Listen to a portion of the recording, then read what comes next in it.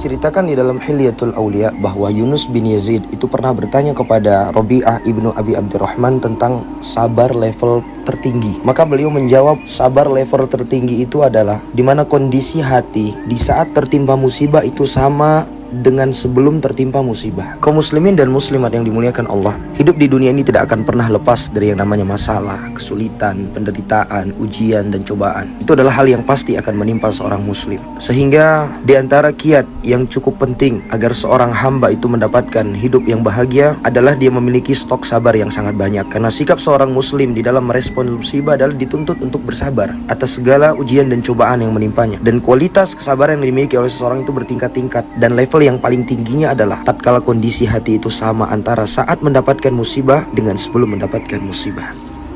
Barakallahu fikum.